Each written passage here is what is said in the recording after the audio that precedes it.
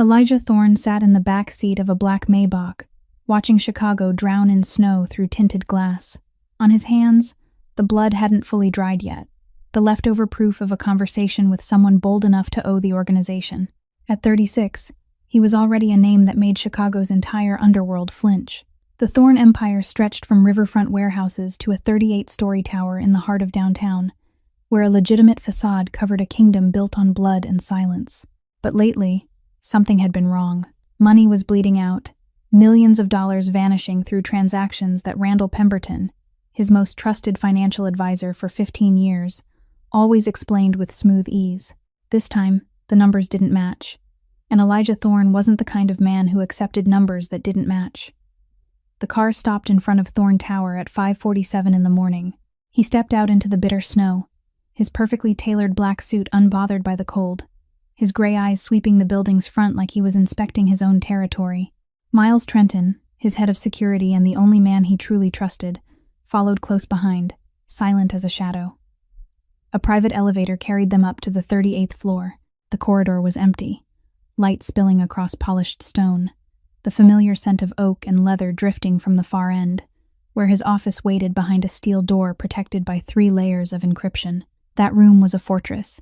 It was where he made decisions that decided who lived and who died.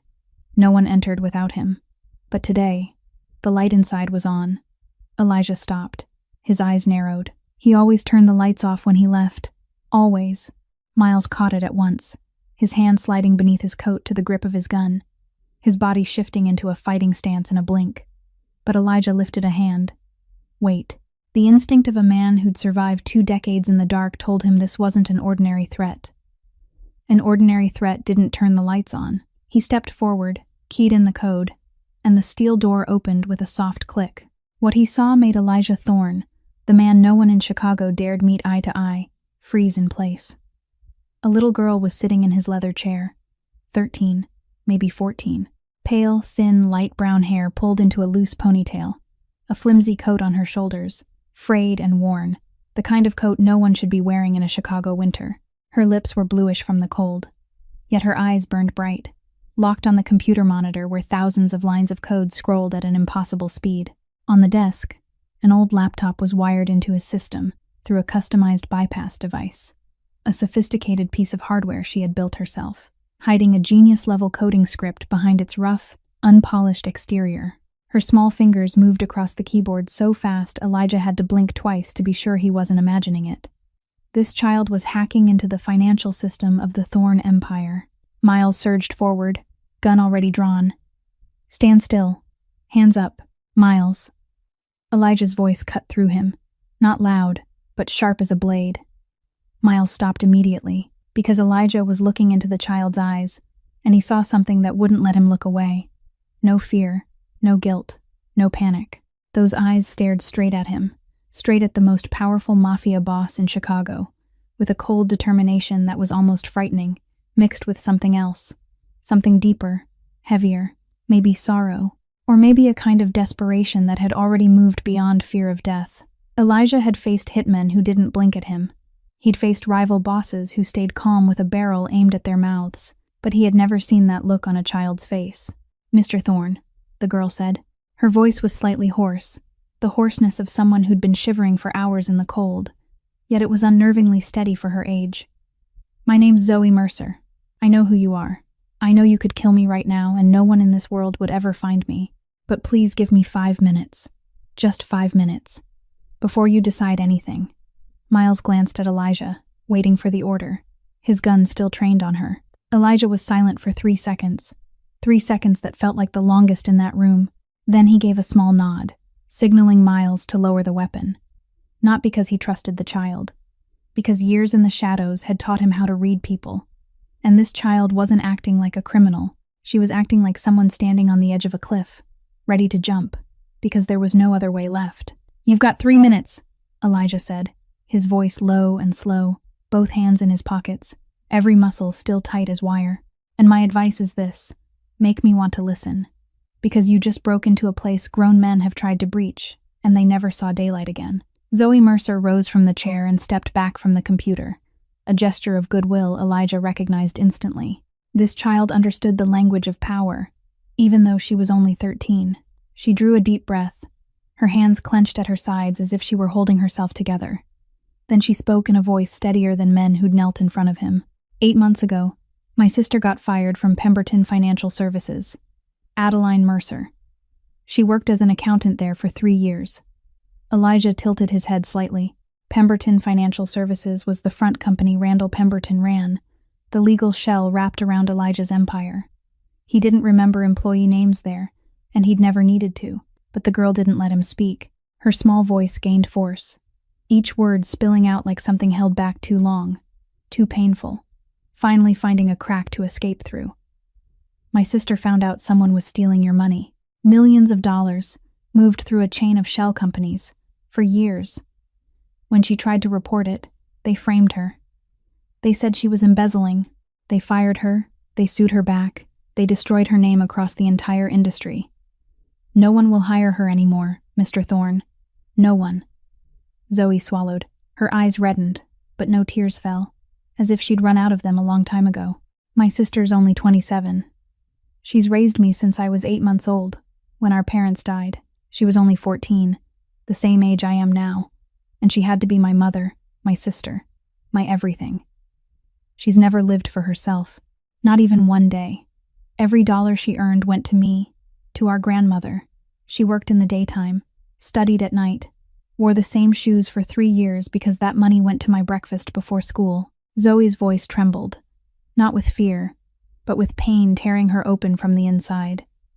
And now she's sick. Mr. Thorne, really sick. She hid the diagnosis at the bottom of a drawer, thinking I didn't know. But I read it. She needs surgery. No insurance. No money. She's dying because of a crime she didn't commit. And she's dying without ever getting the chance to live. The room went so quiet, the snow tapping against the glass on the 38th floor could be heard. Miles stood motionless, the gun now fully lowered. And Elijah Thorne, a man who never let emotion show, felt his jaw clench until it hurt.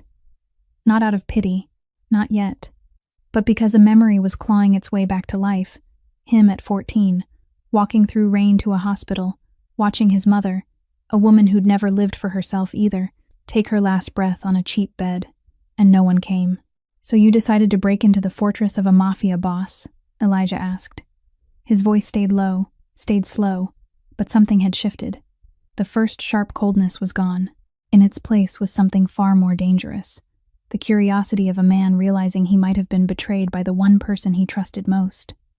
Zoe held his gaze without blinking. I walked 4 hours in the snow last night to get here. I didn't have bus fare. I snuck in with the cleaning crew, hid in the basement from midnight, waiting until everyone left. I knew if you caught me, I might never leave this building. She paused for a beat, drew in a breath. But my sister is everything I have in this world. And if no one's going to save her, then I will, even if I have to knock on the door of hell.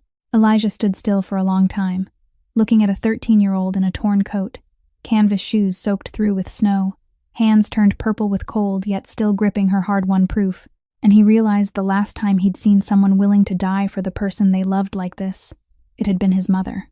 "Show me," he said. 2 words. Soft. But in that room, they landed heavy as a sentence meant for the one who dared betray Elijah Thorne.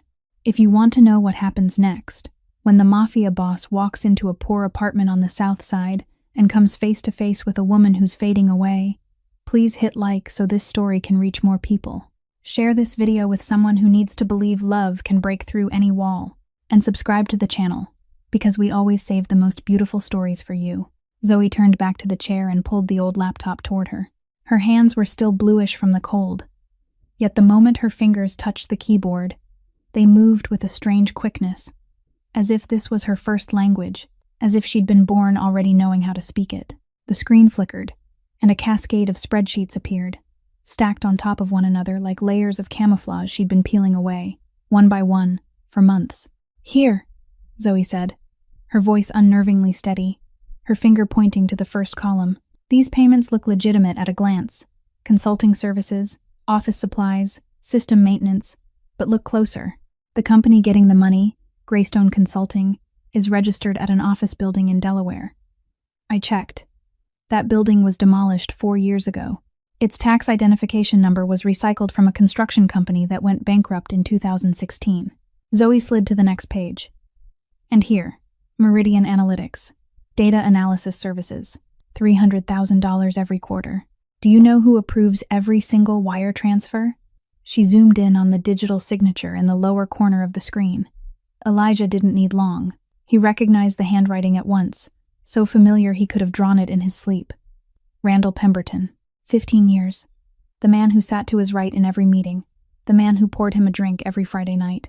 The man he'd handed the safe key to without thinking twice.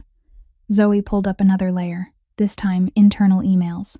She scrolled slowly, letting Elijah read every line. A chain of messages between Randall and the head of human resources at Pemberton Financial Services. Subject line, handling the Adeline Mercer matter. In the first email, Randall wrote, "She accessed the vendor files. We need to act now before it escalates."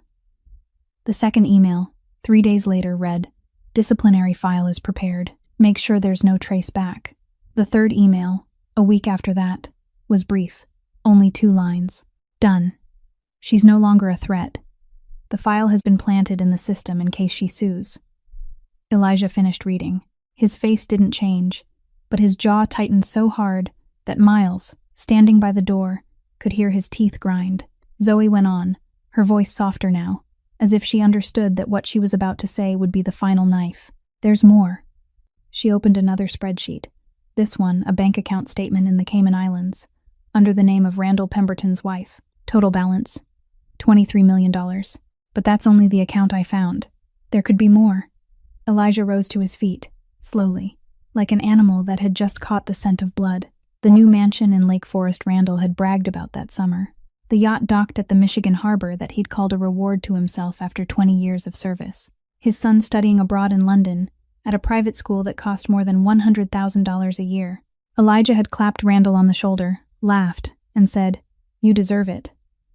And Randall had smiled right back, looking him straight in the eye, not blinking, not trembling, like a man who'd lied so long that lying had become instinct. $47 million.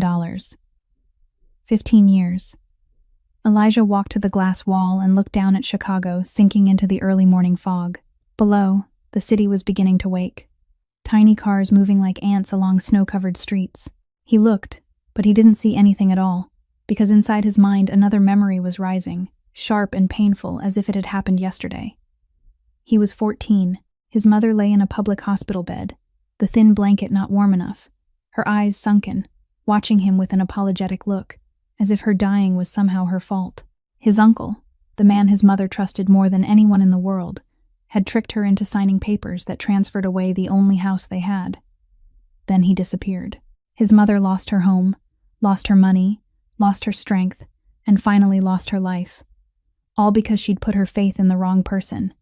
And now history was repeating itself, not with his mother, with a 27-year-old woman on the South Side, fading on a cheap hospital bed, crushed by his own organization for the simple crime of doing the right thing. Elijah turned back around. His gray eyes weren't cold anymore. They were burning, low and steady, the kind of fire that doesn't flare up but destroys from the inside out. He walked to the table and closed the old laptop gently, like closing a verdict. Then he looked at Zoe, a 13-year-old child who had walked 4 hours through the snow, slipped past $1 million security system, hacked into his stronghold, the fortress of the most powerful Mafia boss in Chicago, for one reason only: her sister. "Where is your sister now?" he asked. His voice was quiet. But Zoe heard something in those 3 words, something she hadn't dared to hope for since she'd stepped into this building. Not pity, rage. The rage of a man who had just realized he'd been betrayed and was ready to burn everything down to reclaim the truth. Zoe whispered the address, and Elijah didn't ask anything else. He pressed the internal call button on his phone and said only 2 words to the driver waiting downstairs: "Bring the car up." Then he walked out of the office without looking back, without locking the door, without acknowledging Miles standing there full of questions. Miles didn't ask. 20 years at Elijah Thorne's side had taught him one thing. When the boss went quiet, that was when things were most dangerous. The 3 of them stepped into the elevator. Zoe stood in the corner, both arms wrapped around the old laptop against her chest, as if she were holding the most precious thing she owned. The black Maybach was already waiting at the entrance, the engine humming softly, warmth spilling out the moment the driver opened the door. Zoe slid into the back seat, and for the first time since the confrontation on the 38th floor, she looked as small as a 13-year-old should. Her thin coat clung to her from melting snow. Her canvas shoes were soaked through and left dark watermarks on the leather carpet, and her lips were still bluish despite the heat inside the car.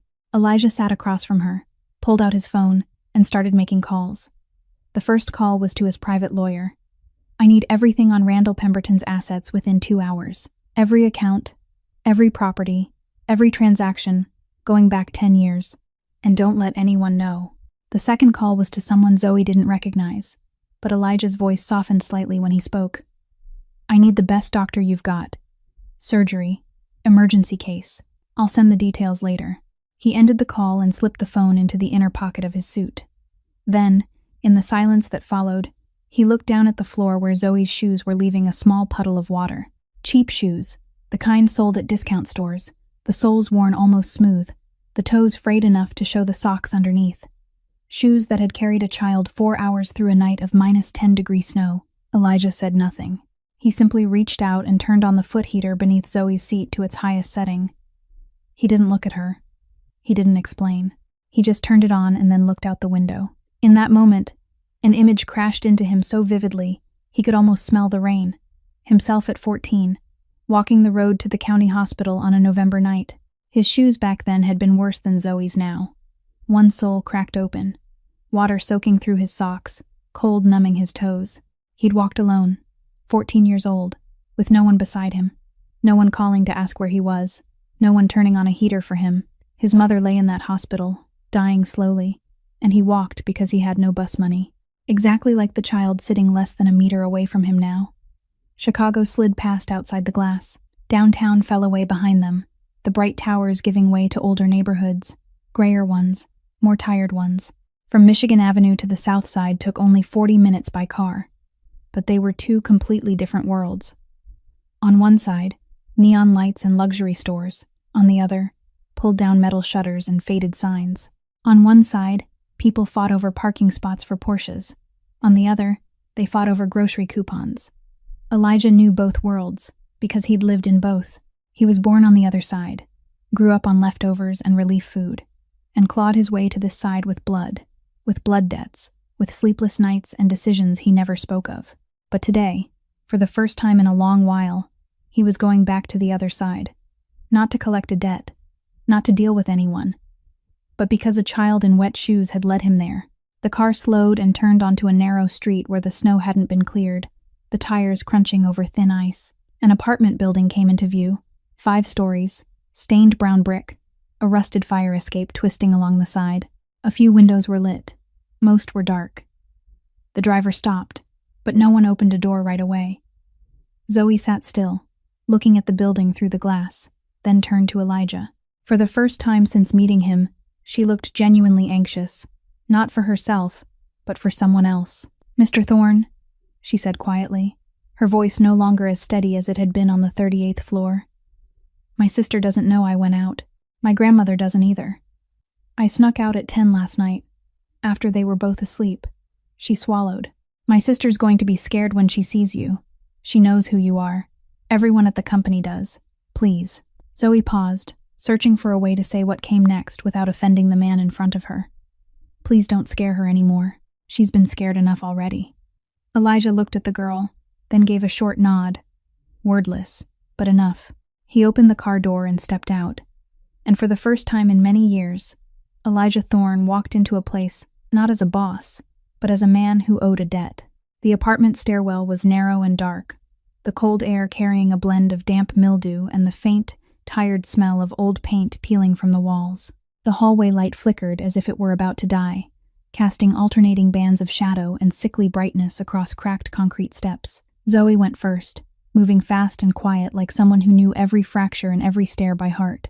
Elijah followed behind her, his $10,000 black suit looking out of place against yellowed walls stained with watermarks, beneath the distant rattle of a leaking pipe somewhere overhead, amid the sharp scent of food seeping from closed doors along the corridor.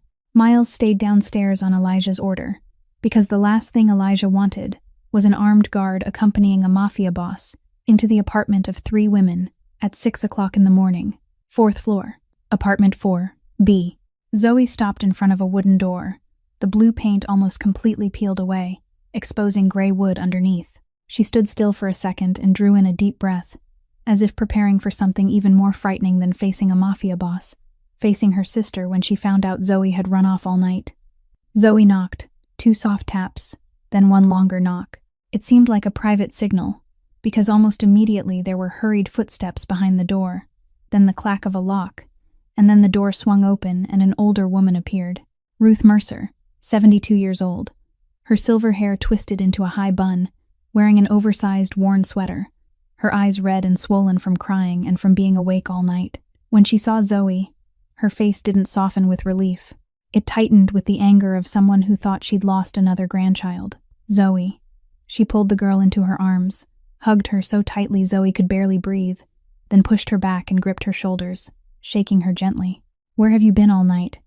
I called you 100 times. Do you know I almost called the police? Your sister's been burning with fever. I've been running back and forth. And when I turned around, you were gone. I thought I'd lost both of my granddaughters in one night." Her voice trembled, tears rising again. Then she looked over Zoe's shoulder and froze. Elijah Thorne stood 2 steps from the doorway, tall and shadowed, his black suit and his cold gray eyes belonging to a world that had nothing to do with this damp, moldy hall. Ruth instinctively pulled Zoe backward into the apartment, her aged arm lifting in front of the child like a shield. "Who is that?" she asked Zoe, her voice forced low, fear plain inside it. "Grandma, this is Mr. Thorne," Zoe said quickly. "He's here to help Adeline. I'll explain, but can we go inside first?" Ruth didn't take her eyes off Elijah, but she stepped back and opened the door wider, because Zoe had said help Adeline, and those 3 words were strong enough to push aside any fear. Elijah stepped in. The apartment was smaller than he'd imagined. A living room that doubled as a kitchen, 1 bedroom, and a tiny bathroom whose door wouldn't close all the way because the hinge was broken. But it was clean in a way that startled him. The floor had been scrubbed until it shone. Dishes were stacked neatly on a shelf, and everything, though old, had been arranged with care, as if the people who lived here believed neatness was the only thing they still had control over. Elijah's gaze stopped in the corner. A small Christmas tree, about 1/2 meter tall, folded from cardboard and colored paper. Hand-cut stars hung from its branches, and a thin string of lights was wrapped around it, the cheapest kind sold at a corner grocery. Beneath it sat 3 small boxes wrapped in newspaper, the corners folded into careful, precise angles. Elijah understood at once. Zoe had made this tree, and those 3 gifts had been wrapped by her hands too, probably bought with whatever money a 13-year-old could gather from whatever work a child could do. Christmas was coming, and this was everything this family had. Something tightened in his chest, but he didn't let it show. Not yet. Then a cough echoed from the bedroom. Dry, deep, torn. The kind of cough Elijah had heard in his mother's last days. The bedroom door opened, and Adeline Mercer stepped out. He'd read that name in the emails. He'd listened to Zoe talk about her sister for half an hour. But he wasn't ready for what he saw. 27 years old. She looked 40. Thin to the point, her collarbones stood out under a flimsy nightshirt. Light brown hair tangled and tied back in haste. Skin so pale it was almost translucent. Blue veins visible at her temples. Her eyes were sunken, ringed in dark shadows. Yet when she opened them, there was still something unbroken there. A stubborn strength, the beauty of a candle burning down to its last drop of wax, and still refusing to go out. And when Adeline saw Zoe, she didn't look at Elijah. She didn't look at Ruth. She looked straight at her little sister. And the first thing she did, before asking why Zoe had disappeared, before even noticing the stranger in the room, was rush forward and seize Zoe's shoulders with both hands, her eyes sweeping quickly from head to toe, checking for injuries, checking for cold, checking for hunger. "Zoe, are you okay? Where were you all night? Why didn't you tell me?" Her voice was raw and hoarse, her breathing heavy, but her hands still held tight, a protective instinct stronger than sickness, stronger than the fever burning through her body. Then Adeline lifted her gaze and saw Elijah Thorne standing in the middle of her living room. Her reaction happened in less than a second. Her eyes widened, blood draining from a face that was already pale, her body going rigid as if shocked by electricity. She knew who he was, not because she'd met him, but because in 3 years as an accountant at Pemberton Financial Services, she'd heard enough whispered stories in the break room, seen enough fearful looks whenever someone said the name Thorne, listened to enough phone calls Randall Pemberton took behind closed doors in a voice so respectful it bordered on servile.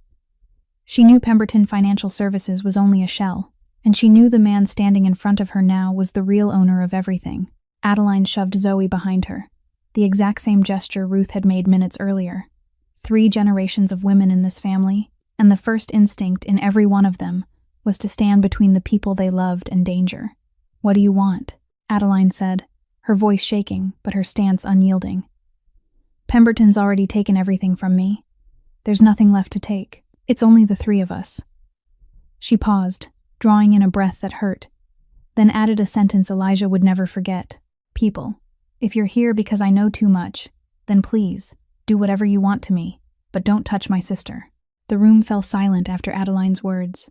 Elijah looked at the woman standing in front of him, so thin the wind could have knocked her over, feverish enough that a faint tremor ran through her whole body.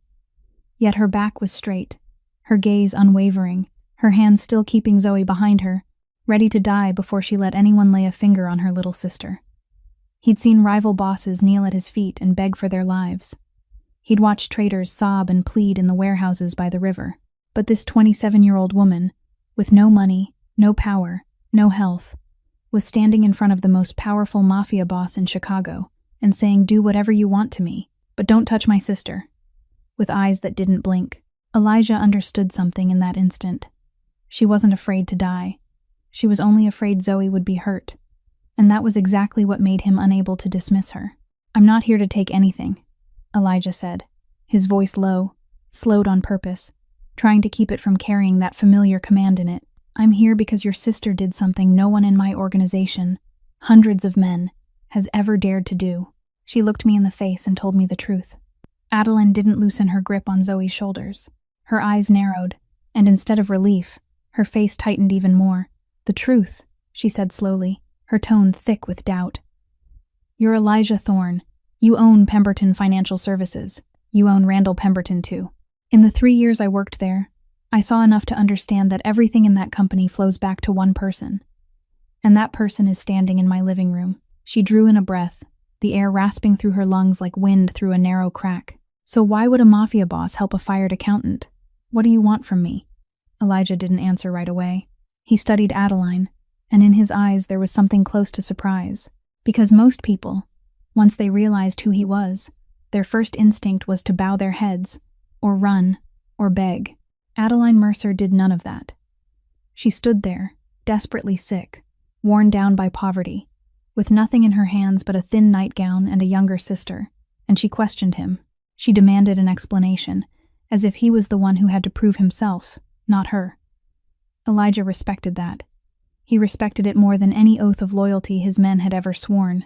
"Randall Pemberton has been stealing from me for years," he said plainly, without detours, without polish. "Your sister brought me proof this morning, proof you uncovered while you were still working there. I'm not here because a mafia boss wants to help a fired accountant. I'm here because I owe you. My people destroyed your life, and I didn't even know." Adeline was quiet.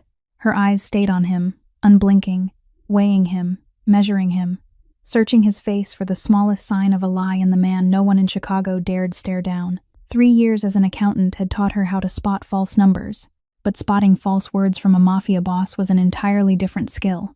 "Sister," Zoe whispered from behind her. "I'm telling the truth. He looked at everything. He called a doctor for you on the way here." Adeline looked down at her sister, then back at Elijah, then over to Ruth, who had stood still through the whole exchange, both hands clenched tight against her chest.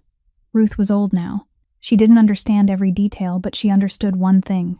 If there was any chance, even the smallest chance, to save her older granddaughter, she would take it. She looked at Adeline, and her eyes spoke the words her mouth couldn't. "Listen, my child. I don't trust you," Adeline said at last, her voice still hard but no longer razor-sharp. "But I'll listen." It wasn't an invitation. It was conditional permission, and Elijah understood the difference. Ruth, as if the instincts of a woman who'd lived 72 years, told her that every important conversation had to begin with something warm. Turned toward the kitchen, lit the gas burner, and set a kettle on the stove. Water began to simmer softly. Cups clinked in a quiet, ordinary rhythm inside a morning that was anything but ordinary. Adeline sat down on the wooden chair by the kitchen table, not because she wanted to, but because her legs could no longer hold her. Zoe sat beside her, her hand wrapped around her sister's, refusing to let go.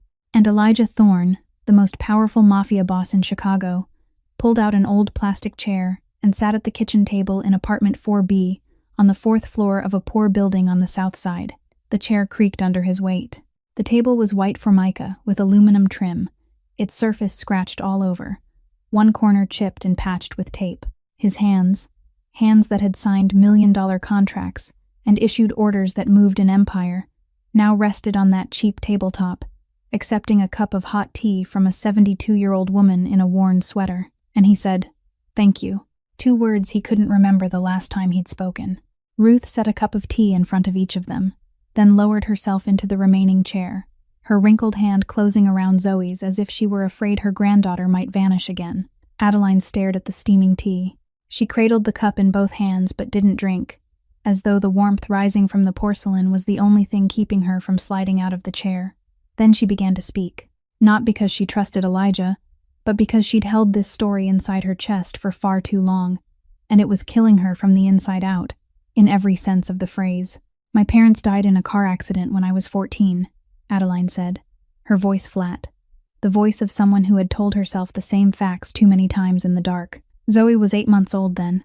8 months. She couldn't even walk yet. She paused, eyes dropping to the tabletop. My grandmother took both of us in, but she was 60.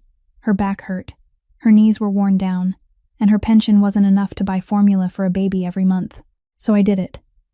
At 14, I changed Zoe's diapers. At 14, I mixed her bottle at 3 o'clock in the morning. At 14, I held her and rocked her to sleep every night because she cried for a mother who was never coming back. Elijah didn't move. 14, the same age he'd lost his mother. But he'd lost her and only had to worry about himself. Adeline had lost her parents and had to worry about an 8-month-old baby. I studied at night, Adeline went on, still not looking up. During the day, I worked. Waiting tables, washing dishes, cleaning hotel rooms, delivering things. Anywhere that would take someone underage, I worked. I gave every paycheck to Grandma so she could buy formula, diapers, food. I wore the same pair of shoes to school for 3 years without replacing them, because that money went to Zoe's daycare fees. She said it without a hint of self-pity, as if it were simply how things were, as if anyone in her place would have done the same. But Elijah knew not everyone would. Most people would have broken. Most people would have let the welfare system take the baby. Most people would have chosen to live for themselves. When Zoe started getting older, Adeline said, and for the first time her voice softened, warmed, I realized she was different. At 8 years old, she found a broken laptop somebody had thrown out by the dumpster, brought it home, took it apart herself, fixed it herself, and made it run again. I didn't understand how she did it. Her teacher at school said she was a prodigy, that she needed real training, that she needed a specialized program. Adeline pressed her lips together, her jaw tightening. I promised her. I told her, I'll handle it. You just keep studying. I'll find a way. It was the biggest promise I ever made. Then Adeline told them about Pemberton Financial Services. Her voice shifted when she said the company's name, holding both hope and bitterness, like someone remembering the last beautiful day before the storm arrived. 3 years ago, I got hired as an accountant. My monthly salary was more than what I'd made from 3 jobs combined. For the first time in my life, I wasn't counting every single dollar at the end of the month. For the first time, I started saving money for Zoe to study information technology.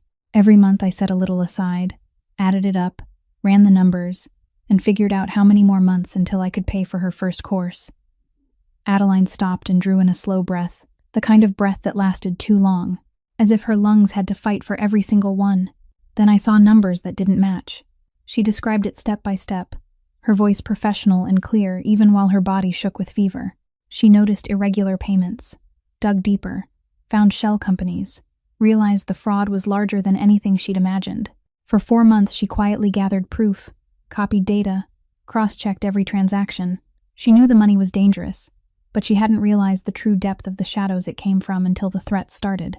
She only knew someone was stealing, and she, a woman who had always believed that doing the right thing would win in the end, reported it to her superiors. "I submitted the report in the morning," Adeline said, her voice lower now, like someone describing the moment the ground collapsed beneath her feet. "That afternoon, I was called into the Human Resources Director's office. He said I was being fired for embezzlement. He said there was proof.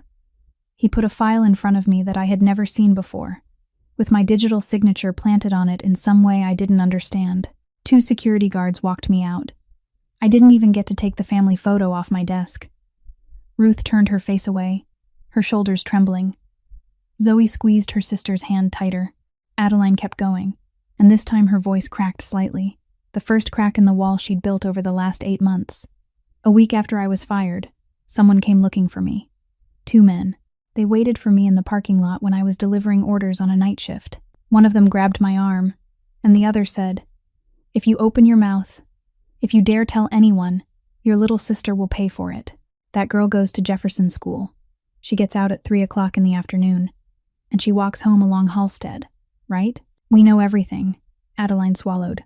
"From then on, I stayed silent. I stayed silent because I knew they weren't bluffing. I lost my job, lost my savings to legal fights, lost our old apartment, had to move here. No company would hire me because my record said embezzlement. I took whatever work I could. Washing dishes, mopping floors, delivering food at night. But 3 months ago I started coughing, then coughing up blood, and then it wouldn't stop." She paused, breathing hard, then said her final sentence, the sentence Elijah would remember forever, not because it was loud or angry, but because it was quiet. So quiet it was almost a whisper, and yet it carried 13 years of sacrifice, 13 years of scraping and saving, 13 years of telling herself, "I'll handle it," only to watch everything fall apart. "They didn't take from me. What did I have for them to take?" She looked at Zoe, her hollow eyes suddenly blurred with tears that didn't fall. "They took my sister's future, my promise, the only thing I had to give her." The kitchen fell silent. A cheap wall clock ticked steadily, the drip of a leaking kitchen faucet, Adeline's rough, wheezing breaths. Ruth cried without sound, tears running down the grooves of her wrinkles. Zoe wrapped her arms around her sister, her face pressed into Adeline's shoulder, biting her lip until it bled. And Elijah Thorne sat there, in front of a cup of tea gone cold, in a poor kitchen on the south side, and for the first time in his life, he understood the true weight of the word family. When Adeline finished speaking, the coughing hit her like a wave, as if her body had held it back through every word and couldn't endure it anymore. She turned to the side, one hand covering her mouth, the cough tearing deep in her chest, her shoulders jerking in rough bursts.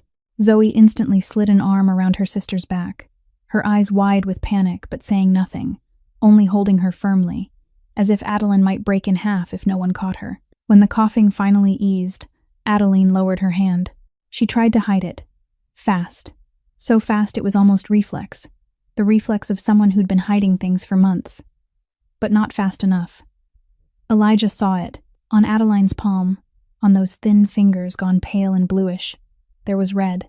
Not much, just a few streaks. But enough for Elijah to understand this wasn't an ordinary flu. This was something eating her from the inside, slowly and steadily, without anyone's help. Adeline snatched a tissue from the table, wiped her hand, crumpled it, and shoved it into the pocket of her nightgown, her eyes flicking to Zoe to make sure her sister hadn't seen. But Zoe had seen. Elijah knew it by the way the girl's eyes blinked too fast. Her jaw tightened, and the hand holding her sister's hand squeezed until her knuckles turned white. She'd seen it before, probably for a long time, and every time she'd pretended not to see because her sister wanted it that way, because her sister needed her to believe everything was still fine. 13 years old, and Zoe Mercer already knew how to act, almost as well as her sister did. Elijah watched the two of them, then looked at Ruth with her head bowed, wiping tears with the sleeve of her old sweater, and he understood he didn't have much time. Not time to investigate Randall. Time before the woman sitting across from him no longer had the strength to sit at all. "Do you have a copy of the evidence?" he asked, his voice gentle but direct, cutting through the heavy air in the kitchen. "What you gathered before they fired you."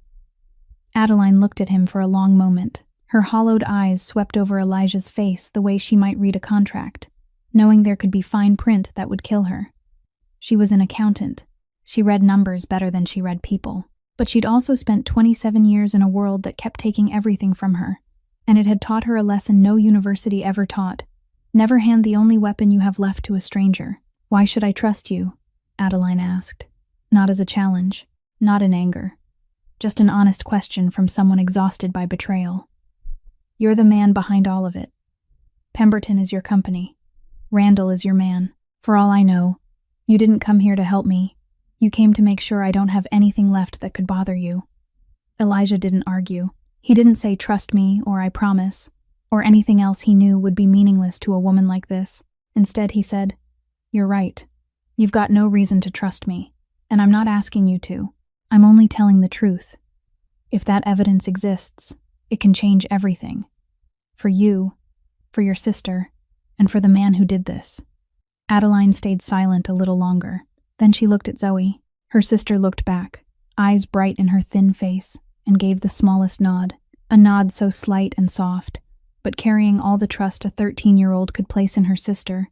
"Whatever you decide, I'm with you." Adeline stood, slowly, bracing one hand on the table's edge, her legs swaying for a second before she found her balance. She walked toward the kitchen, each step heavy, as if 10 more pounds had been laid across her shoulders. Then she stopped at the refrigerator, the small unit humming steadily, bent down, and used both hands to pull up the floorboard directly beneath it. The board lifted, revealing a narrow hollow between the wooden floor and the concrete underneath. Inside, wrapped in 2 layers of sealed plastic, was a tiny black USB drive, the cheap kind you could buy at any electronics store. Adeline took it out and held it, staring at it the way someone stares at a grenade with the pin already pulled. "I copied everything the last night before I filed the report," she said softly. "Instinct, I guess. Or maybe I just had a feeling something was going to happen. After they fired me, I hid it here. It's been 8 months." She looked at Elijah. "I kept it because I knew the truth would matter one day. I just never thought the last person to come and listen to that truth would be you." She extended the USB toward Elijah, but she didn't let go yet. "This is the only thing I have left to prove I'm not a thief. If you take it and destroy it, I'll never get my name back. You understand that, don't you?" Elijah nodded, took the USB from Adeline's hand, and carefully slipped it into the inner pocket of his suit, right beside his heart. "I understand," he said, "and I won't destroy it, because this isn't only your evidence. It's also the sentence for the man who dared betray me." From the kitchen table, Zoe looked at her sister and spoke in a small voice that trembled. "Don't say you've got nothing. You've got me, and you're the best at keeping promises in this whole world." Adeline stood in the middle of the kitchen with her back to her sister. Her shoulders shook, once, twice, her jaw clenched so hard the tendons rose in her neck, her chest moving in quick, shallow breaths. She was crying, but she didn't turn around. She didn't let Zoe see. For 13 years, Adeline Mercer had never cried in front of her sister. Not once. Not because she was strong, but because she was afraid that if Zoe saw her cry, Zoe would understand her sister didn't know what to do either. And Adeline never wanted Zoe to carry that fear.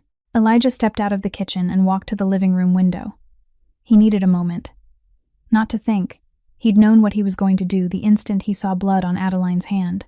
He needed a moment to breathe, because something was happening inside his chest that he wasn't used to, couldn't name, and couldn't control. The window was small, its glass clouded by dust and cold, looking down on the street buried in white snow. Weak early morning light slipped through and laid pale streaks of gold across his face. Elijah stood there with both hands in his pockets, his back straight, but his shoulders heavier than they'd been when he walked into this apartment. He watched the snow fall, but he didn't see snow.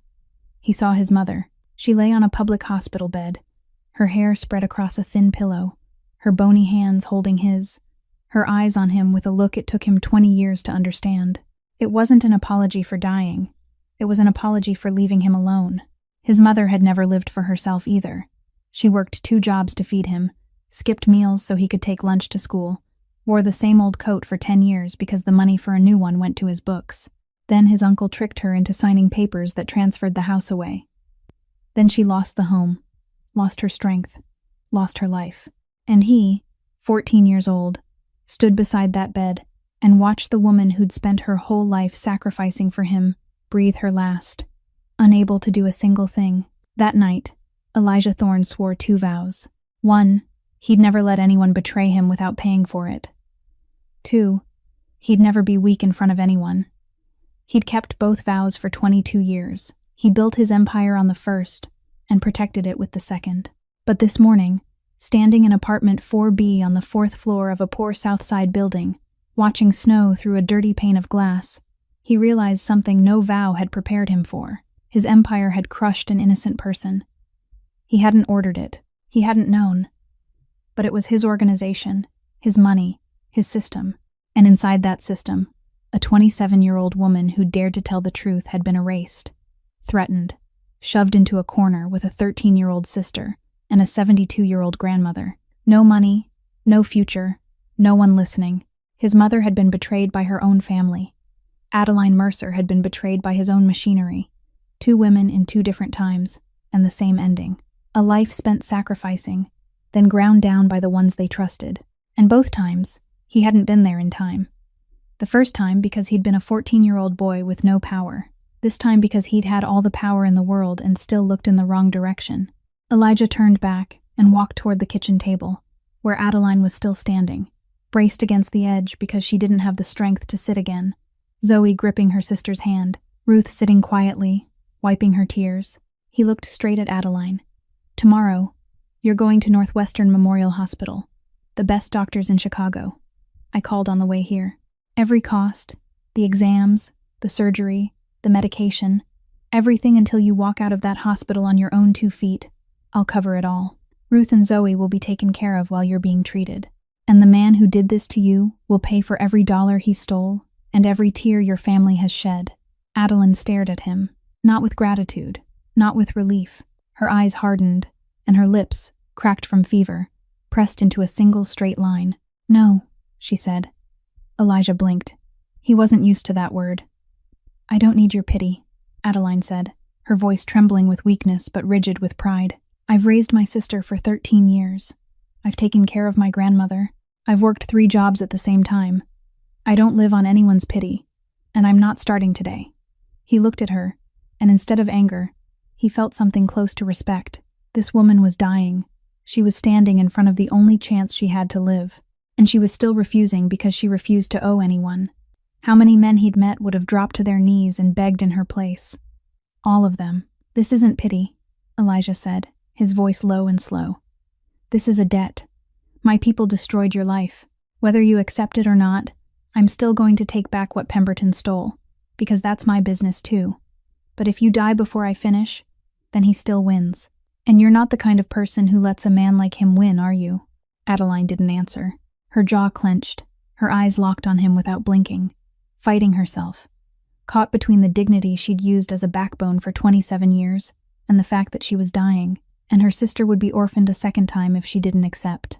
Then Zoe spoke, small, soft, but every word dropped into the kitchen like stones into still water. Sister, please. Adeline looked down at her. Zoe was looking up, eyes red but dry, because Zoe was like her too, not crying, holding it in, forcing strength so the other one could breathe. But now her lips trembled, her voice trembled, her whole small body in that torn coat trembled as she went on. You're everything I have in this world. Mom and Dad are gone. Grandma's old. You're the only one. If you go too, who do I have left? A question. The last 4 words. Who do I have left? Adeline collapsed, not falling, but folding. She pulled Zoe into her arms, wrapped both hands around her, pressed her face into Zoe's hair, and she cried. Soundless. Her shoulders shook, her chest shook, her whole body shook. But no sound escaped, because even in breaking, Adeline Mercer was still trying to stay quiet, still trying not to let her sister hear her come apart. Zoe held her back, eyes closed, tears running down her face, but she didn't wipe them away. She only held on tighter, as if letting go would make her sister disappear. Ruth sat beside them and laid her wrinkled hand on the 2 girls' backs, crying with them. 3 generations of women holding each other in a cold kitchen under a flickering light, beside a cardboard Christmas tree. Elijah stepped back. He didn't belong to this moment. He knew that. So he turned and walked toward the door, gently, giving the three of them space for a pain he had no right to touch. He'd just stepped across the threshold when Ruth hurried after him. She caught his sleeve, and when he turned, she looked at him with old eyes that had cried themselves dry. Yet her voice was startlingly clear. "Did you know Zoe walked 4 hours in the snow last night to get to you?" Elijah stopped. 4 hours. "She didn't have bus money," Ruth said, her voice slowing, growing heavier, as if every word carried the weight of 13 years watching 2 granddaughters grow up with nothing. "She walked from 10 at night until almost 2 in the morning, in the snow, in -10-degree cold, in thin canvas shoes, because she had no other way." Ruth paused, gripping Elijah's sleeve tighter, then added in a whisper, "She's so much like her sister. When she loves someone, nothing can stop her." Adeline was 14 when her parents died. That night she didn't cry. She held the baby, rocked her to sleep, then told me, "Don't worry, Grandma. I'll take care of her." 14 years old. And since then, she's never cried in front of anyone. She looked back toward the kitchen, where Adeline was still holding Zoe, her shoulders still shaking, until today. Elijah stood in the doorway and looked back at apartment 4B one last time. He saw 3 women clinging to one another. He saw the cardboard Christmas tree. He saw the small refrigerator humming above the floorboard that hid the USB drive. Then he stepped into the hallway, the door closing behind him, and he knew that when he left this building, he wouldn't be the man he'd always believed he was. 24 hours after leaving apartment 4B, Elijah Thorne sat at the head of a long table in the underground conference room beneath the basement of Thorne Tower, a place where even his closest men were only allowed in with a direct order from him. The room had no windows, soundproof concrete walls, a long oak table, 8 chairs, and a single yellow light hanging overhead that created an atmosphere anyone who sat there understood instinctively. What's said here dies here. 4 men sat around the table. Miles Trenton was to Elijah's right, silent as always, his eyes sweeping the room without stopping, the habit of a man paid to doubt everyone. On Elijah's left was Dominic Farrell, Elijah's private attorney for 12 years, the only man who knew every legal secret inside the Thorne empire. Across from them sat Jared Knox, the hacker Elijah kept close not because of loyalty, but because Jared feared him enough to never dare lie. Beside Jared was Tomas Vega, head of internal intelligence, whose only job was to know everything about everyone before they knew it about themselves. One chair stood empty, the 5th chair at the far end of the table, the chair that for 15 years had always belonged to Randall Pemberton. Today it was empty, and no one in that room dared ask why. Elijah slid Adeline's USB drive across the tabletop toward Jared. "Verify all of it. Every transaction, every company, every account. Cross-check it against our system. I want everything within 2 hours." Jared plugged the USB into his laptop, and the room went quiet while he worked. No one talked. No one drank coffee. There was only the clicking of keys and the steady breathing of men waiting for a bomb to detonate. In less than 2 hours, Jared looked up, his face gone pale. "It all matches," he said, his voice dry. "Everything the source provided is accurate. But there's more than what she found." He turned the laptop screen toward Elijah. "Not $23 million, sir. The real number is $47 million. Over 7 years, Pemberton built not 3, but 11 shell companies spread across 6 different states, each one moving an amount small enough to avoid triggering audit flags. And the money doesn't just flow into Cayman Islands accounts." Jared swallowed. "There's an account in Switzerland under his son's name, opened 3 years ago, and another in Singapore, under a company registered in the British Virgin Islands. Altogether, he pulled $47 million from the organization." Tomas Vega followed, his voice heavier. "It's worse than that. 3 months ago, I detected an internal leak but couldn't trace the source. Now it's clear. Randall has been selling information to Castellano. Castellano. The name thickened the air like concrete. The Castellano family was Thorne's biggest rival in the Great Lakes region. The enemy Elijah had spent 3 years and 2 lives to push out of Chicago territory. And Randall Pemberton, the man Elijah called brother, the man he invited to dinner every month, the man he trusted with the vault key, had been feeding the enemy. Elijah didn't speak. The entire room watched him, waiting. He sat perfectly still, gray eyes fixed on the screen. Each number, each name, each rolling transaction cutting like a blade into the one thing he'd believed untouchable: loyalty. Then he picked up the glass of water on the table, thick and heavy, full to the brim, and smashed it down onto the oak. The glass exploded. Water and shards flew everywhere. Jared flinched back in his chair. Tomas shot to his feet.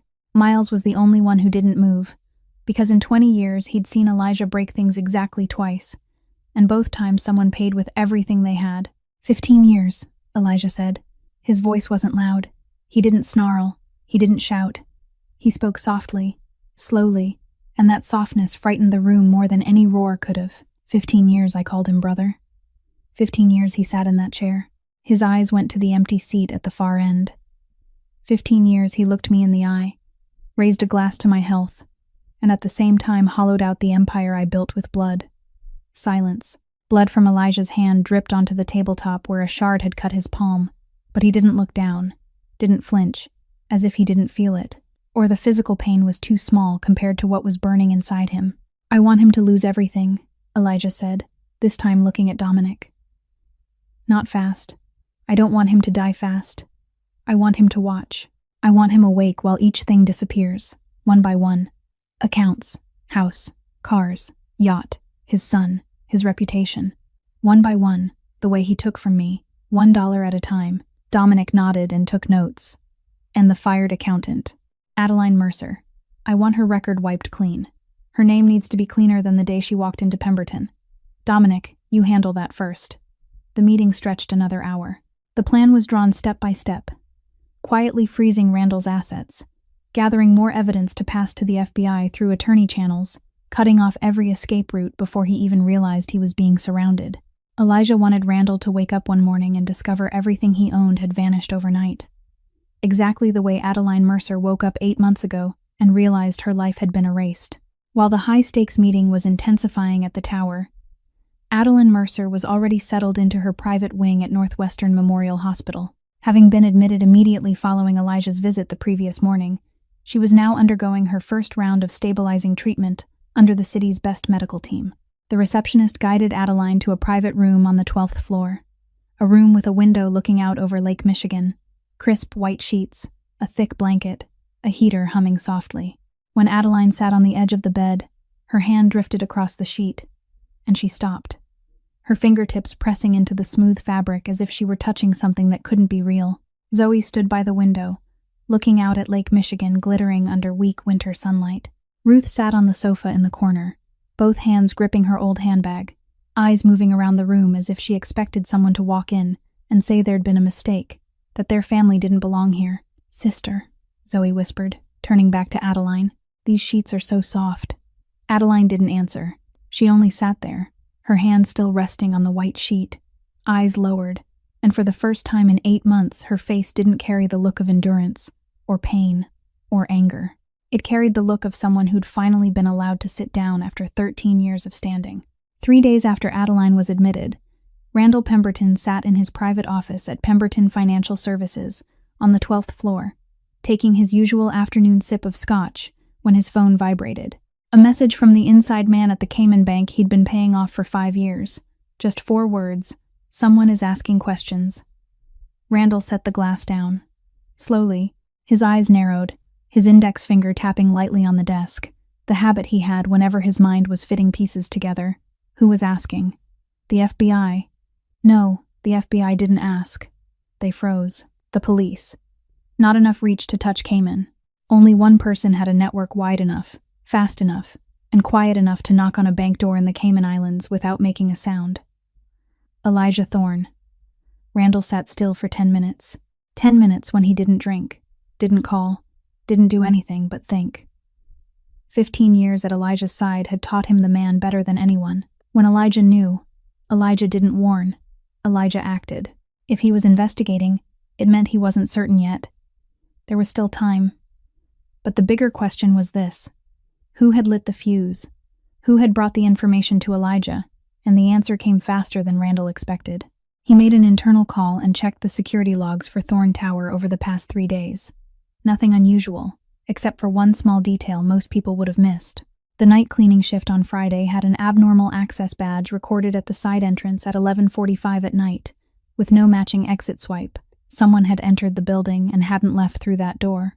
Then he pulled the hallway footage from the 38th floor at 5:47 on Saturday morning, and he saw it. Elijah walked into his private office, Miles right behind him, and 20 minutes later, both men walked out with a third person. Small, thin, a torn coat, a ponytail, a child. Randall zoomed in, and even though the camera wasn't sharp enough for a clean identification, he didn't need sharp resolution to know who it was, because he knew the Mercer family. He'd ordered them watched for 8 months, from the day he fired Adeline, just to make sure she stayed quiet.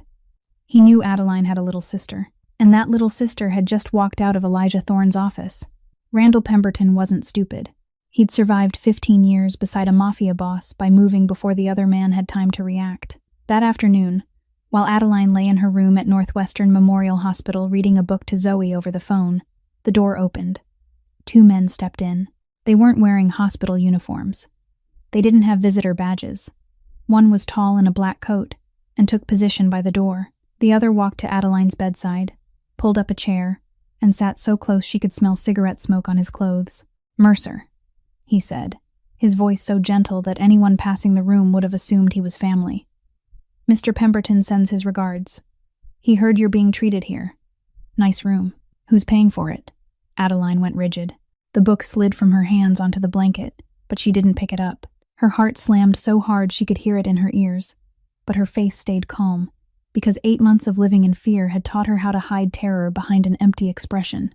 "Mr. Pemberton wants you to know," the man continued, leaning closer, his voice dropping into a whisper, "that anything you've said to anyone, you should take it back. Now, stay quiet, withdraw it, forget everything. This is the last reminder." He paused, pulled a photograph from his coat pocket, and laid it on the blanket in front of her. Adeline's blood turned to ice. The photo was of Zoe, walking on Halsted with her backpack on, a knit hat pulled low. It had been taken from far away, from inside a car, the angle of someone following. "Your little sister's pretty," he said lightly, as if he were complimenting the weather. "It's a long way home. Walking alone is dangerous." The 2 men stood, slipped out as quietly as they'd come in, leaving no trace except the photo on the white blanket. Adeline sat motionless for 30 seconds after the door shut. Her eyes stayed on the picture of Zoe, her sister, 13 years old, walking alone, unaware someone had been photographing her from the shadows. Fear rose in Adeline like floodwater, so sharp her hands shook out of control, so sharp she wanted to rip the IV lines from her arm and run to Zoe's school, grab her, and never let go. But Adeline Mercer didn't run. She reached for the hospital phone on the bedside table. Elijah Thorne's number was there, saved by Miles the day before when he'd left, in case of emergency. She'd never thought she would call. She dialed anyway. 2 rings. Elijah picked up. "He knows," Adeline said, her voice trembling but not breaking. "Pemberton. He sent men to the hospital. He has pictures of Zoe going to school. He threatened Zoe." Silence on the other end. 1 second. 2. Then Elijah Thorne's voice came through, and Adeline felt something in it that made the hair on her arms stand up. Not hot anger. Not worry. Absolute stillness. The kind of stillness a lake has before a storm hits. The kind of stillness everyone who knew Elijah Thorne understood meant he was at his most dangerous. "He just made his last mistake," Elijah said. Then he hung up. Within 15 minutes, Miles Trenton was at apartment 4B on the south side. Ruth and Zoe were moved that night to a safe apartment in Lincoln Park that no one in the organization knew about except Miles and Elijah. 2 guards were posted around the clock at the door. Zoe didn't understand what was happening, but when Miles said, "Your sister needs you safe," she didn't ask anything else. She only hugged Ruth, climbed into the car, and stayed quiet, because Zoe Mercer had lived long enough in the grown-up world to know that when adults move fast and speak little, it means everything has become deadly serious. That night, after Miles confirmed that Ruth and Zoe were safe in Lincoln Park, Adeline lay in her hospital bed staring at the white ceiling, unable to sleep.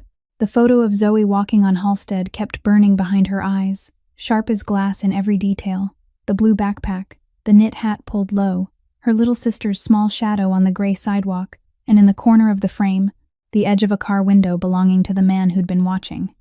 They had followed Zoe. They knew which route she took to school, what time she got out, where she walked home.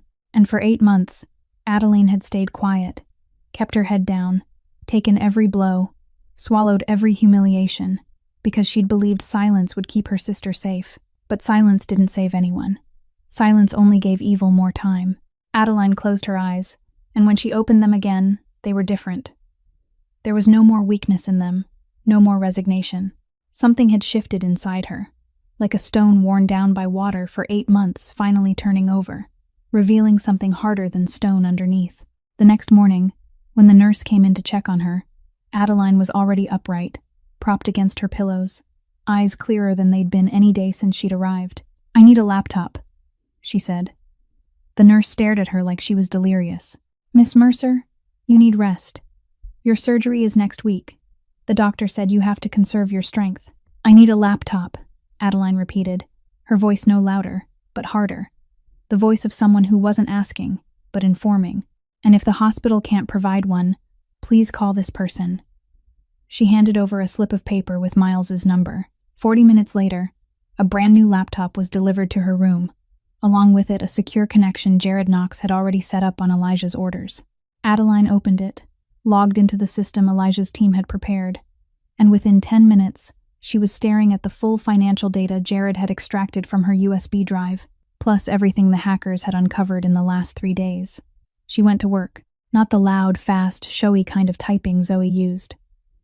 Adeline worked slowly and precisely, every click intentional, every number read twice, every spreadsheet cross-checked against another. She was an accountant. This was her language.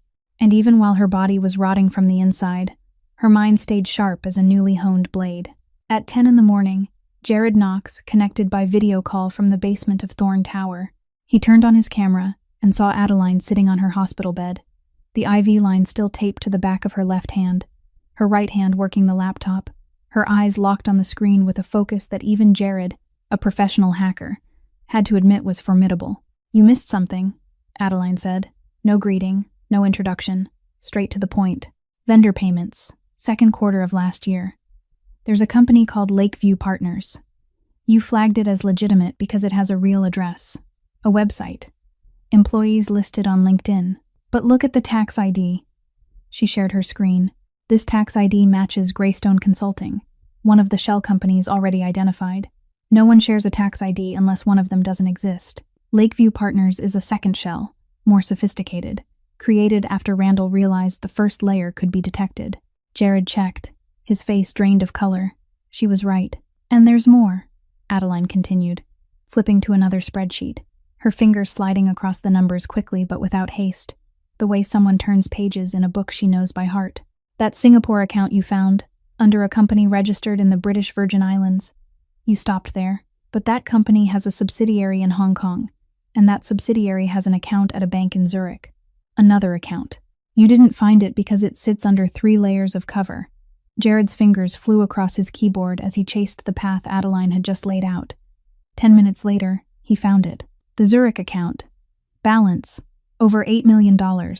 "And there's one more," Adeline said, her voice calm, like she was reading a grocery list.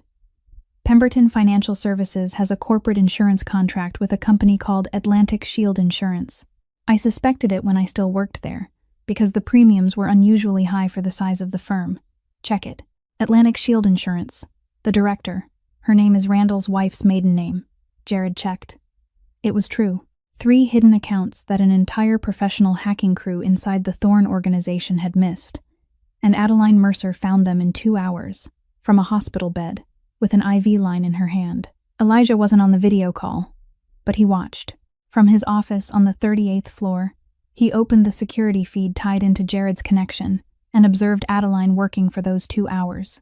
He watched her turn each page of data, point out each gap, explain it to Jared with a voice that was patient without being condescending, and he realized he was looking at her through an entirely different lens. 4 days ago, when he'd walked into apartment 4B, he'd seen a victim, a thin, sick woman who needed saving. He'd gone there with the mindset of a man paying a debt, a man with power offering mercy to someone weaker. But the woman on the screen now wasn't a victim. She was a fighter. She sat on a hospital bed with her body failing, yet her mind was sharper than anyone on his team. She didn't beg. She didn't complain. She didn't sit and wait for someone to rescue her. She picked up a weapon and fought, even if that weapon was an Excel spreadsheet and the battlefield was a laptop screen balanced on a hospital bed. Elijah lifted his phone and joined the video call. His face appeared on Adeline's screen. She stopped typing and looked at him. "You just found 3 accounts my entire professional team missed," Elijah said. "You don't need me to save you." He paused, and when he spoke again, his voice carried something Adeline hadn't heard from him before. Not an order, not pity, an equal acknowledgement. The kind of acknowledgement Elijah Thorne had never given anyone. "You just need someone to put a weapon in your hands." Adeline looked at him through the camera. Her hollowed eyes, for the first time since she'd met Elijah, held no suspicion and no defense. They held the look of someone being seen correctly for who she truly was. Not a victim, not someone to be rescued, but someone capable, valuable, strong, a strength the world had tried to bury for 8 months. "Then give me all the data," Adeline said. Not a request, not asking permission. A command from a woman in a hospital bed with an IV line in her hand, speaking to the most powerful Mafia boss in Chicago.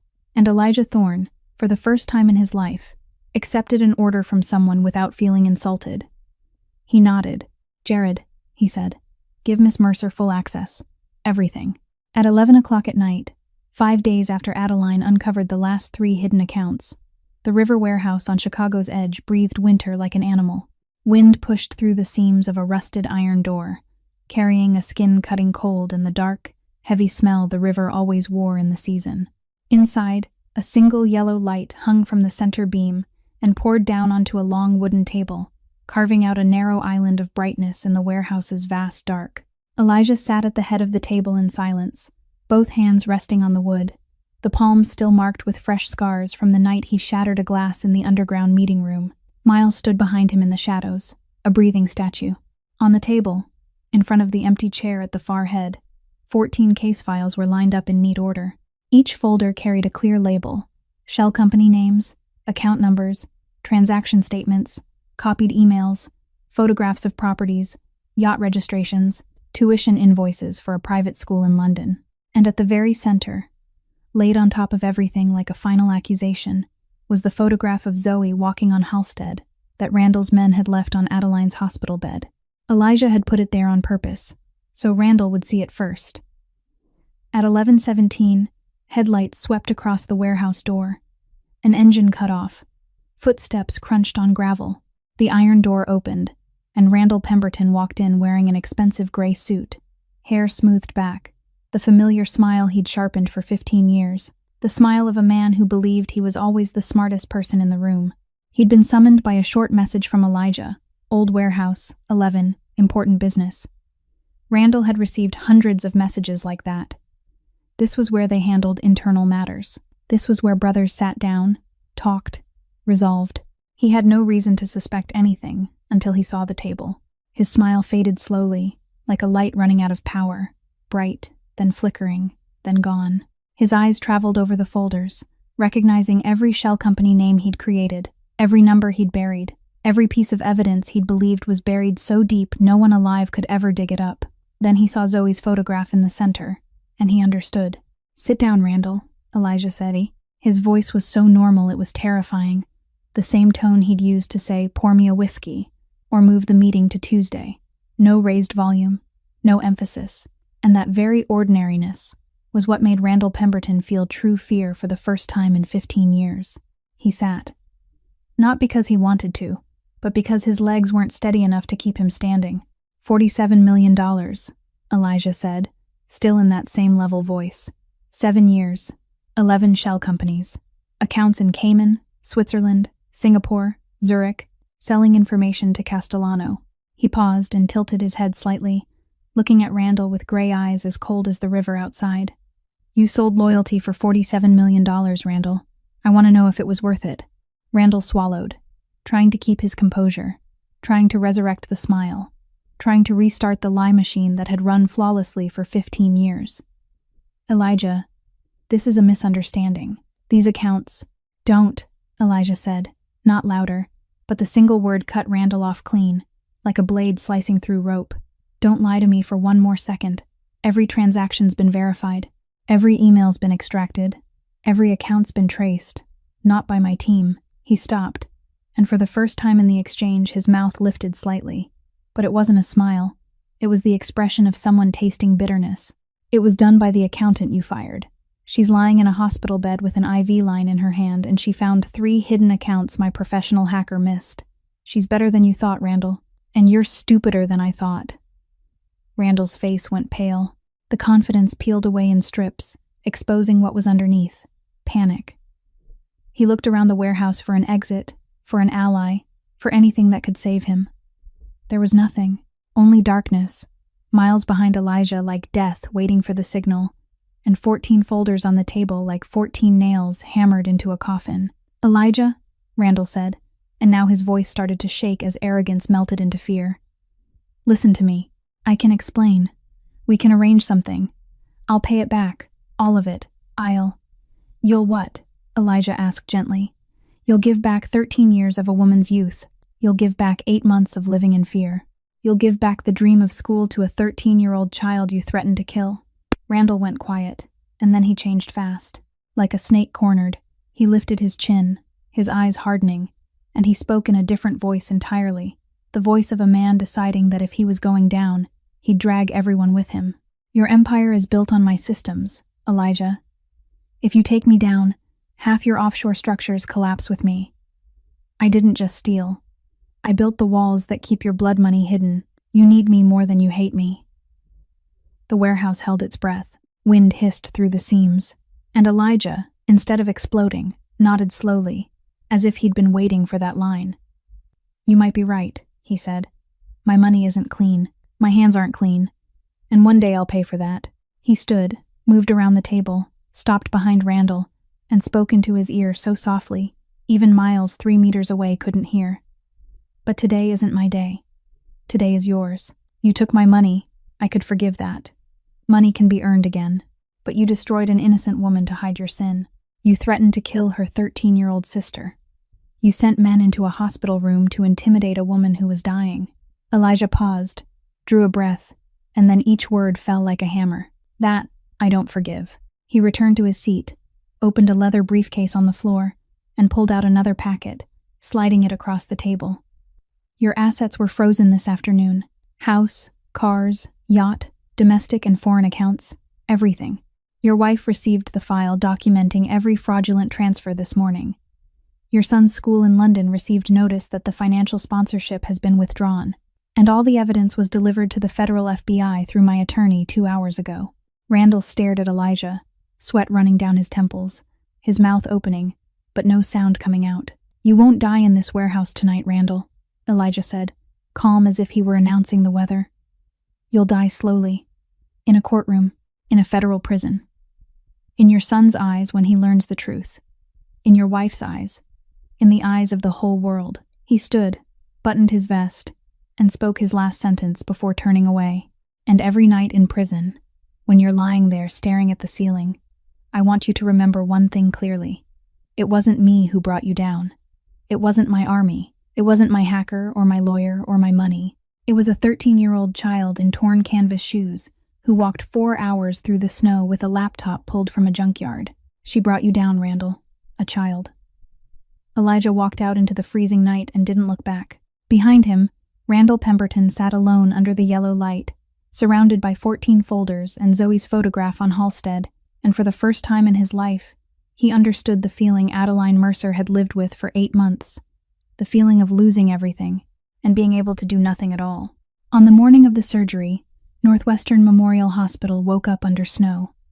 White-gray light slipped through the glass of the 12th floor corridor, where Adeline was brought into pre-op at 6 in the morning. She lay on a rolling gurney, a pale blue hospital gown hanging loose on her gaunt frame, her light brown hair gathered by a nurse and tucked beneath a surgical cap. Zoe walked beside her, holding her sister's hand, hurrying to match the rhythm of the wheels over the glossy hospital floor. Ruth followed behind, one hand on the wall because her knees ached, the other gripping a prayer bead chain she'd carried from their apartment on the south side. At the operating room doors, the gurney stopped. The nurse told them family could only come this far and the waiting room was down the hall. Zoe didn't let go. Adeline looked at her sister and did what she always did when Zoe was afraid. She smiled. Not a bright smile, only the faint curve of cracked, fever-dry lips. But it was enough to tell Zoe she was still okay. She would be okay. "Don't worry. I'll be back," Adeline said softly, Hold my coat for me, all right? I get so cold when I come out. Zoe nodded, biting her lip, eyes red but not crying, because if her sister didn't cry, then she wouldn't either. She took Adeline's old coat from the nurse, that thin coat her sister had worn through 3 winters, hugged it to her chest, and stood watching as the gurney carried Adeline through the double doors until the doors swung shut and Adeline vanished behind frosted glass. The surgical waiting room was a small space at the end of the hall. 8 blue plastic chairs lined against the wall, a water dispenser, a television mounted high in the corner playing news no one watched, and cold white fluorescent lights that washed everything in the kind of brightness you'd see in a morgue. Zoe sat in the corner with Adeline's coat in her lap, her nose pressed into the fabric as if she were searching for her sister's warmth. Ruth sat beside her, eyes closed, lips moving, the beads sliding through wrinkled fingers in a steady rhythm of prayer. They sat like that in silence in an empty waiting room, while the wall clock ticked each second like a countdown. 7:15. Surgery began. 8 o'clock, no word. 8:30. A nurse walked past. Zoe lifted her head. The nurse shook her head gently and kept going. Not this room. 9 o'clock. Ruth opened her eyes, checked the clock, closed them again, and kept praying. Zoe hugged the coat tighter. At 9:20, footsteps sounded at the far end of the corridor. Not the soft shoes of nurses gliding across the floor. These were expensive leather shoes, striking a steady, certain rhythm, the kind of footsteps people heard and instinctively moved aside for. Elijah Thorne appeared in the waiting room doorway. No warning, no call. The familiar black suit, a long coat dusted with snow across his shoulders, gray eyes sweeping the room before settling on Zoe. The girl looked up, eyes wide. Ruth opened her eyes, looked at him, then looked back at the beads in her hand, as if she'd prayed for someone to come, and someone truly had. Elijah didn't speak. He took off his coat, folded it neatly, set it on a chair, and sat down on the blue plastic seat beside Zoe. The cheap chair creaked under his weight, just like the kitchen chair in apartment 4B. The most powerful Mafia boss in Chicago sat on a hospital plastic chair between a 72-year-old woman praying and a 13-year-old child holding an old coat, waiting the way ordinary people waited for news from an operating room. Zoe looked at him. "You don't have to be here," she whispered. "I know," Elijah said. Then he said nothing more, and Zoe didn't ask anything else, because sometimes someone's presence is the fullest answer there is. 9:45. 10. 10:15. 3 hours had passed since the surgery began. No one in that waiting room spoke a single word. There was only the clock, the low hum of a vending machine in the corner, and the steady breathing of 3 people waiting for the same thing. Then, 10 minutes into the 3rd hour, Zoe started to cry. No sobbing, no hiccups. The tears simply ran, silently, down her thin cheeks and fell onto Adeline's old coat. It was the first time she'd cried since she'd walked into Elijah Thorne's office on the 38th floor. Through everything, she hadn't cried. Not when she walked 4 hours through the snow, not when she faced a Mafia boss, not when Miles pointed a gun at her, not when she listened to her sister talk about her changing diapers at 3 in the morning. But now, sitting on a hospital plastic chair, holding the coat that still held her sister's scent, waiting without knowing whether her sister would come back, 13-year-old Zoe Mercer finally let herself be a child. "I just want her to rest," Zoe whispered, her voice cracking. "She's so tired. She's been tired since she was 14. 13 years. She hasn't had a single day to rest." Elijah sat beside her and didn't hug her, didn't take her hand, because he didn't know how. He'd never learned. But he placed his hand on Zoe's shoulder, heavy and warm, and kept it there, saying nothing. Sometimes that was all a child needed. Not comfort words, but the feeling that someone would sit beside you in the dark and not leave. At 10:30, the operating room doors opened. A doctor stepped out, face grave, mask pulled down under his chin. Zoe sprang to her feet. Ruth rose more slowly, using the chair for support. "Family of Miss Mercer?" the doctor asked. "We had complications during the procedure," he said, calm but unable to hide the strain. "The tissue damage is more extensive than expected. We need more time. The team is continuing." Then he turned back into the operating room. The doors shut hard, and Zoe's world collapsed. She didn't fall. She didn't scream. She just stood there staring at the closed doors, Adeline's coat still clutched to her chest, and all the color drained from her face as if someone had flipped a switch. Ruth sank back into her seat, hands shaking as she gripped the beads so tightly her knuckles turned white, her lips moving faster now, prayer rushing as if speed could make God hear in time. Elijah stood in the middle of the waiting room, and for the first time in 22 years since the night his mother died, he felt powerless. He could buy this entire hospital. He could command hundreds of men. He could make anyone in this world afraid. But he couldn't walk into that operating room and force death to step back. 2 more hours. 120 minutes of suffocating silence. Zoe sat frozen, eyes open but seeing nothing, holding Adeline's coat like a life preserver. Ruth prayed until her voice turned hoarse. Elijah sat on the plastic chair with both hands on his knees, staring at the floor, waiting, exactly like the 14-year-old boy he'd been once, sitting in a county hospital hallway waiting for news of his mother.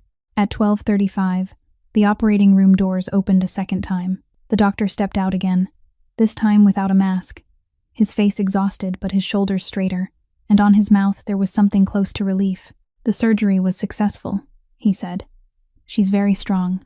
She'll need time to recover. But she made it through." Zoe didn't hear the rest. The instant the word successful left the doctor's mouth, she threw herself into Ruth, her small arms wrapping tight, her face pressed into her grandmother's chest, and she cried, this time out loud, the cry of a 13-year-old who'd held herself up too long and finally got to let go. Ruth held her, tears streaming down the lines of her face, whispering, thank God, over and over like a chorus, and Elijah Thorne turned and walked out into the hallway, stopping at the glass that looked down over a snow-covered parking lot. He stood there with his back to the waiting room, hands in his pockets, shoulders square, the perfect posture of a Mafia boss who never let anyone see weakness. But his gray eyes were wet. He blinked quickly once, twice, his jaw tightening, trying to swallow whatever was rising in his throat. He couldn't. One drop slid down his right cheek, and he wiped it away with the back of his hand, the rough motion of a man who wasn't used to crying. The last time Elijah Thorne cried was the night his mother died 22 years ago. After that he froze everything, locked it away, buried it deep, and swore he'd never let tears fall for anyone again. But today, standing in a hospital hallway with the sound of a 13-year-old's sobs echoing behind him, he realized there were walls even a Mafia boss couldn't hold forever. Adeline opened her eyes and the world returned in pieces, slowly, blurred, like a watercolor painting someone had splashed with water, and that was gradually drying back into shape. A white ceiling, soft light, the steady beep of a heart monitor near her ear, gentle and even, like a clock keeping time. Her throat was dry and raw. Her chest felt heavy, and her body ached from the inside as if someone had opened her up and stitched her back together. But she was breathing. She was alive, and the first instinct she had once her vision cleared wasn't to look for a doctor, wasn't to look for Ruth, it was to look for Zoe. Her eyes moved across the room, slow because the anesthesia hadn't fully let go yet, and stopped on the small sofa in the corner. Zoe was curled up there, knees drawn to her chest, legs tucked tight, light brown hair fallen across her face, both arms wrapped around Adeline's old coat like a pillow. The girl was asleep, but even in sleep her brow was faintly knit, her lips pressed tight, the sleep of someone exhausted but not fully able to let go, the sleep of someone who had cried until there were no tears left, and then simply dropped into darkness. Adeline smiled. Light, thin, painful because it pulled at her chest. But she didn't care. Her sister was here. Her sister was safe. And she was still alive to see it. For 13 years, that had been all she needed to keep going. Then she looked toward the window and saw Elijah. He stood there with his back lightly against the sill, eyes on the snowfall drifting over Lake Michigan in the gray afternoon. He'd changed his suit, but it was still black, still perfectly tailored, and his posture still carried the shape of a man used to standing alone. He hadn't realized she was awake yet. Adeline watched him in that quiet, and for the first time, not through the doorway of apartment 4B, not through a video call, not through the layers of defense they both kept raised between them, she really looked at him. The 36-year-old man by the hospital window looked tired. Not the tiredness of missed sleep, but something deeper, the kind of tired she recognized because she'd worn it for 13 years. The tiredness of someone who had carried too much for too long, with no one ever asking, "Are you okay?" "Did you stay up all night?" Adeline asked, her voice rough from anesthesia and the breathing tube. Elijah turned. His gray eyes widened slightly when he saw she was awake, and for a brief instant, before he could hide it, Adeline caught something flash through them, quick as lightning but unmistakable: relief. The most powerful Mafia boss in Chicago felt relieved that she had opened her eyes. "The doctor said the surgery was successful," Elijah said, ignoring her question.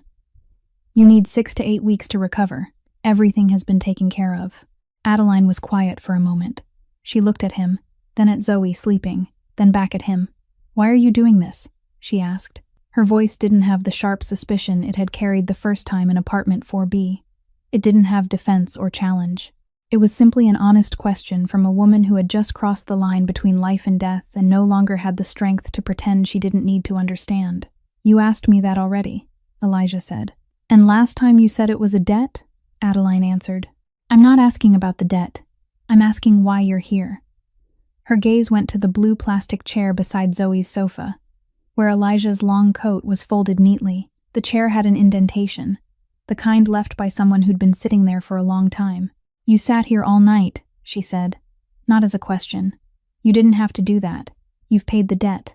The hospital, the doctors, the protection for Ruth and Zoe. The debt is done. So why are you still here?" Elijah was silent.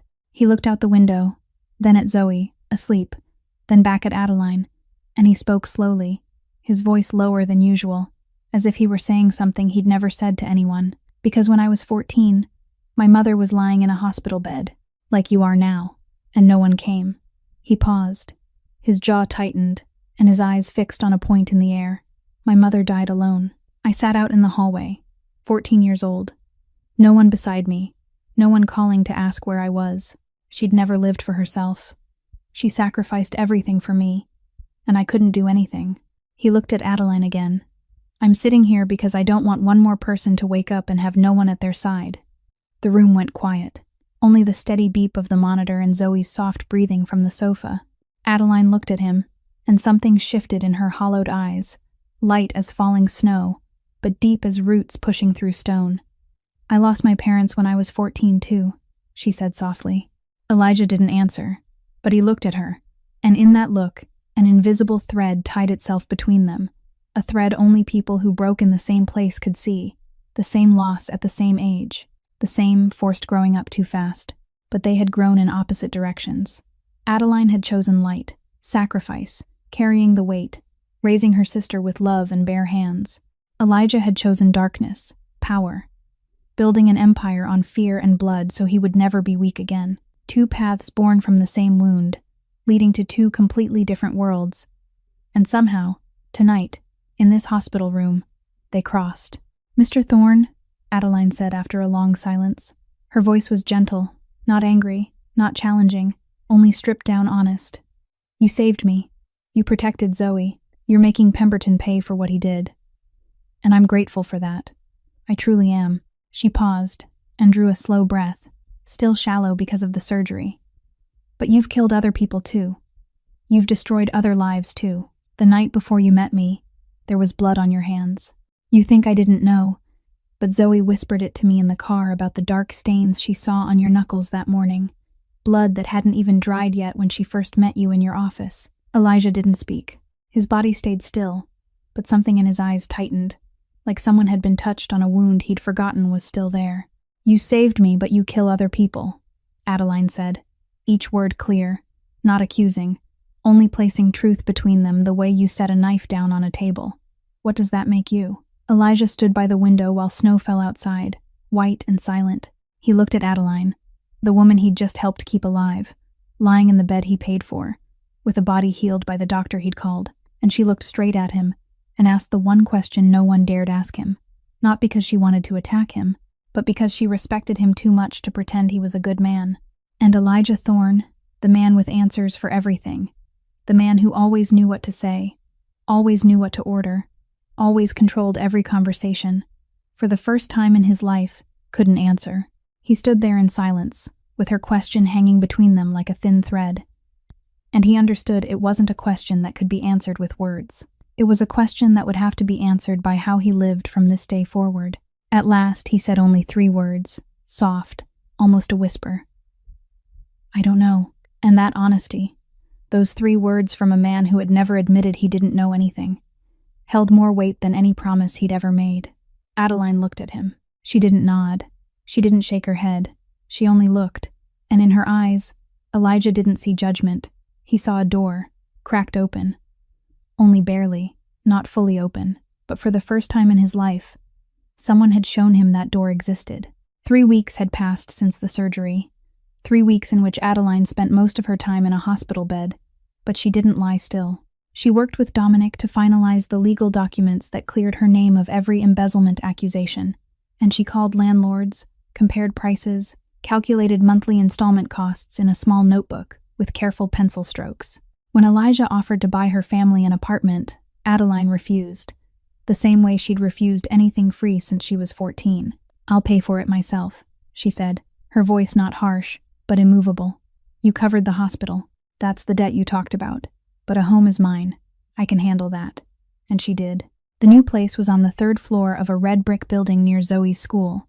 Not large, not beautiful, but clean, with heat that worked, windows that looked out onto the street, and 3 separate bedrooms. The first time in her life Zoe had her own room. Adeline signed a rent-to-own contract using her new salary as chief accountant at a small finance company Dominic introduced her to after her record was cleared, and the employer hired her after a 10-minute meeting because, as he put it, "I've never seen anyone read a balance sheet that fast in my life." On Christmas Eve, the new apartment glowed warm with lights. Ruth spent the entire day in the kitchen making stuffed turkey from her mother's recipe, the smell filling the apartment and slipping into every corner, a smell the 3 of them hadn't had in years, because turkey was a luxury their budget had never allowed.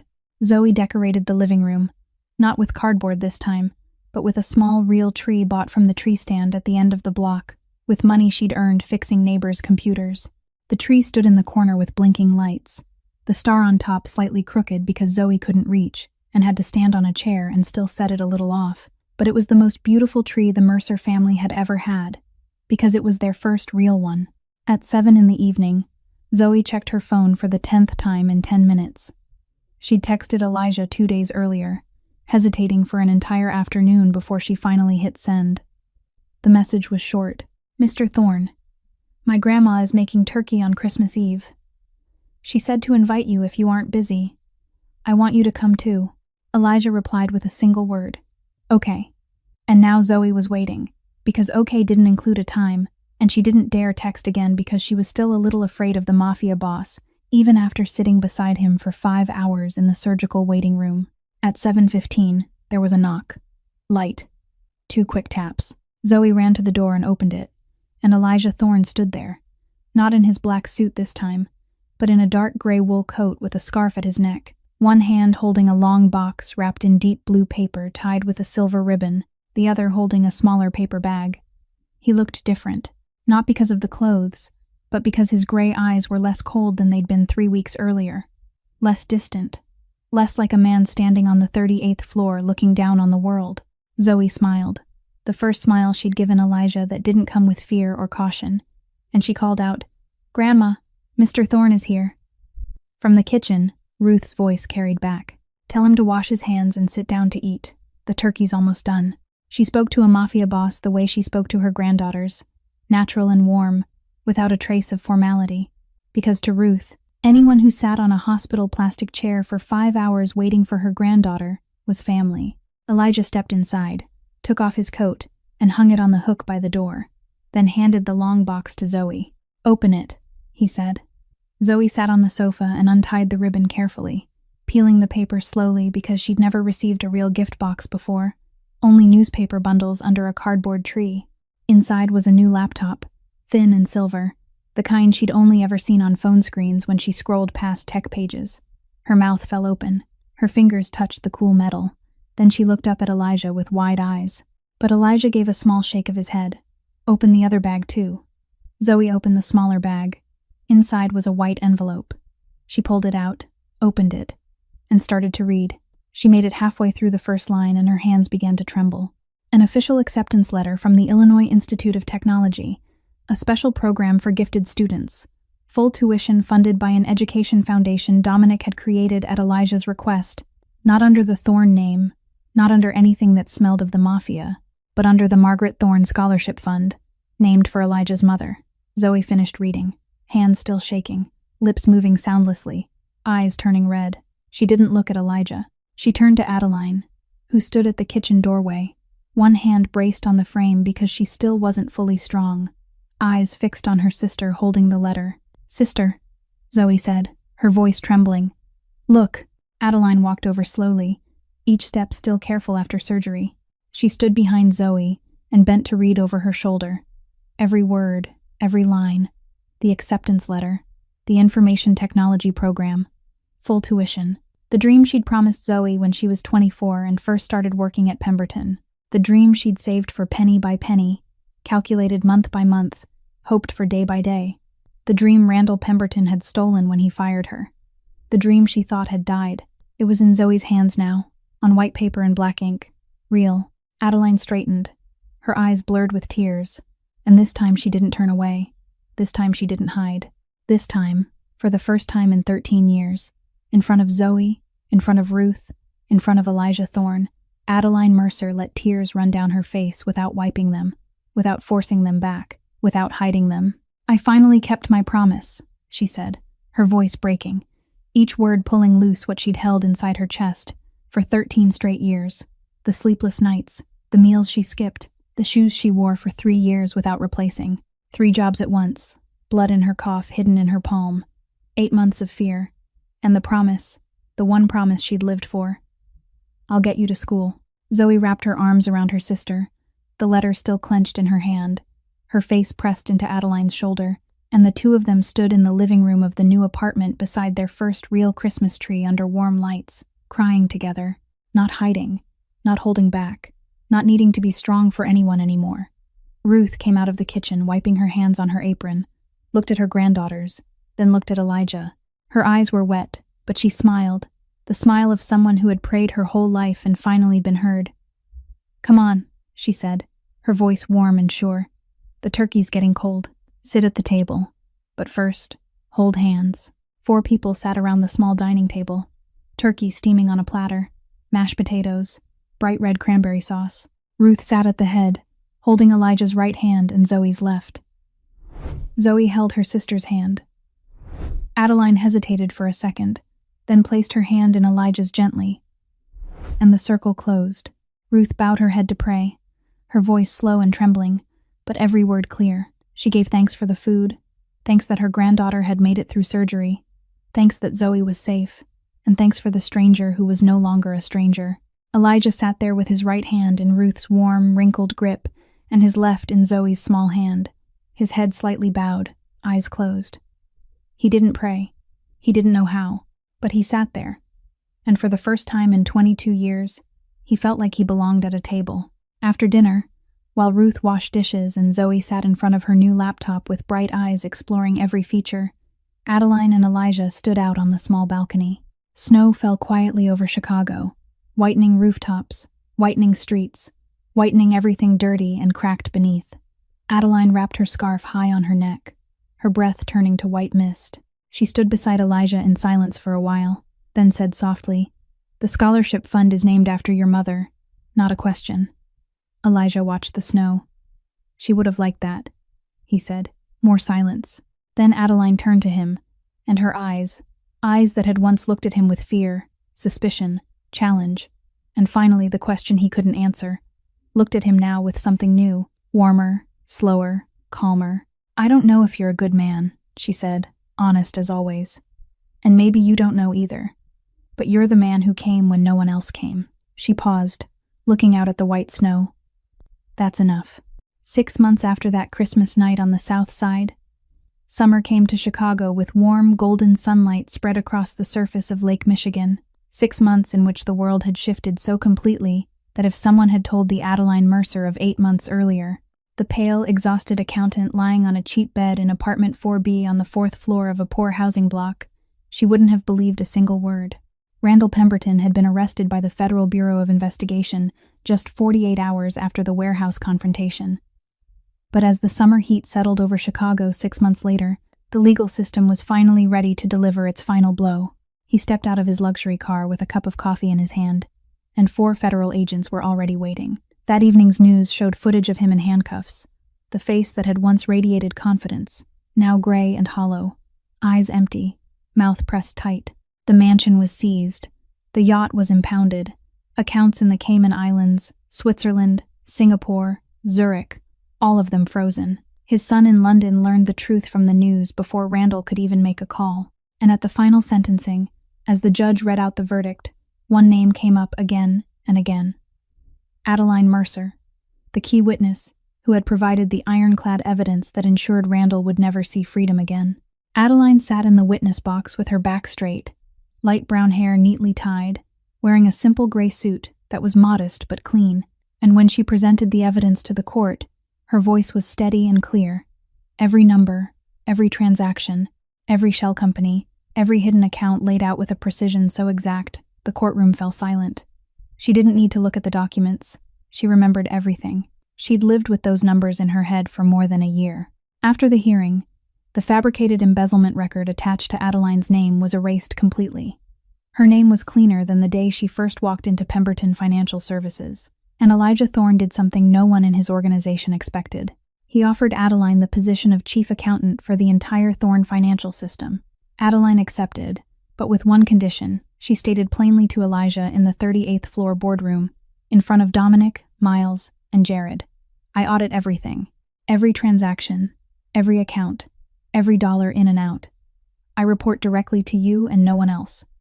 And if I find anything wrong, I will say it, not because you pay me, but because it's the right thing to do. Do you accept that or not?" Elijah looked at her, at the brown eyes that had once been hollow from illness and were now bright again, at the face that had once been drained pale by anemia and now carried color, at the woman who 3 months earlier had been lying in a hospital bed with an IV in her hand and was now standing in his boardroom setting terms with him. And he said, "I accept." Dominic stared. Miles allowed the faintest curve of his mouth, the closest thing to a smile anyone had seen on his face in 20 years. Zoe Mercer, now 14 because her birthday had passed in March, was at the top of her class at the Illinois Institute of Technology. Her teachers said she wasn't just good. She was good in a way that made students 2 or 3 years older stop and look. She was developing a data security application for nonprofit organizations, an idea born after watching her sister's life nearly destroyed by falsified data. "If I can't protect my sister with my fists," Zoe told her advisor, "then I'll protect her with code." The old laptop she'd pulled from a junkyard was still there, placed on the bookshelf in her bedroom beside the new one Elijah gave her on Christmas night. She never threw it away. That was where she began. Ruth Mercer, now 73, spent most of her time on the balcony of the new apartment, where she grew flowers in terracotta pots, bought at a flea market. Chrysanthemums, lavender, a few mint plants. The balcony was small, but when the afternoon sun poured in, the green of the leaves and the purple of the lavender reflected off the brick walls, creating a private patch of sky in the middle of Chicago. Ruth told Zoe. Back at the old building, the balcony was all concrete. Nothing would grow. Now I've got sunlight. Where there's sunlight, there are flowers. Elijah established a new legal aid fund dedicated to helping people falsely accused in corporate environments, those wrongfully fired, smeared with fabricated records, pushed out for daring to tell the truth. The fund was named the Ruth Mercer Foundation, after the 73-year-old woman who grew flowers on her balcony. When Adeline asked why he'd named it after Ruth, Elijah said, "Because she's the only one who ever held my hand without fear and without wanting anything." One June afternoon, Elijah stood in his 38th floor office by the glass overlooking Chicago, but he wasn't looking down at the city. He was looking through the glass partition into the small meeting room next door, where Adeline and Zoe were sitting together.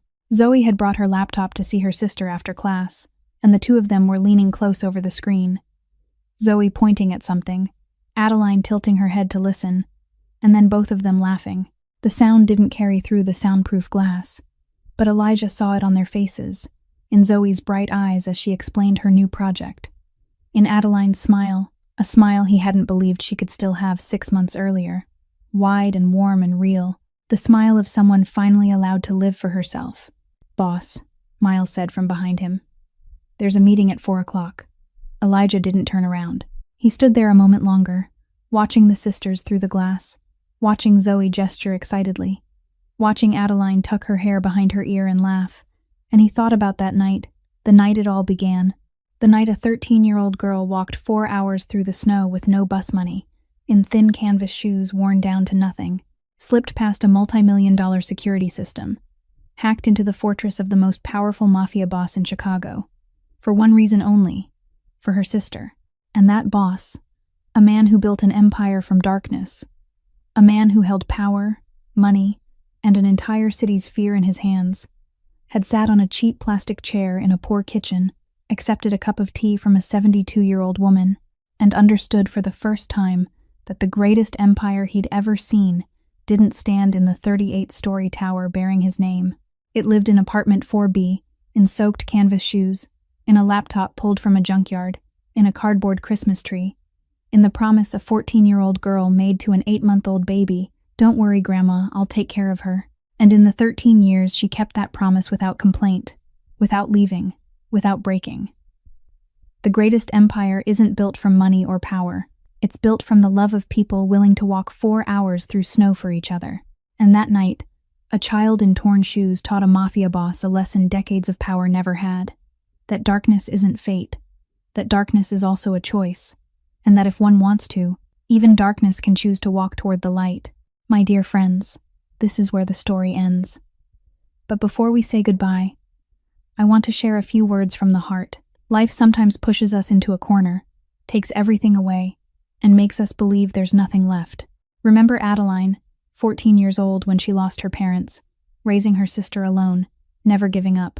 Remember Zoe, 13 years old, walking 4 hours through a freezing night in torn shoes, not for herself, but for the one she loved.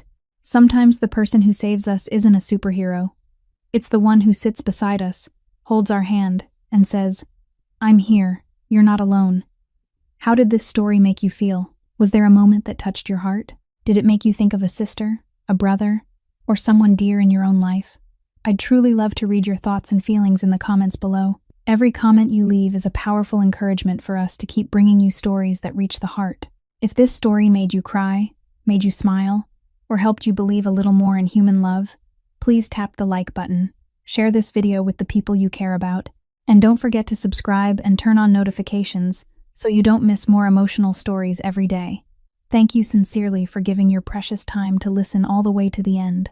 I wish everyone watching this video good health, a peaceful and joyful life, and always the presence of people who love you with all their hearts.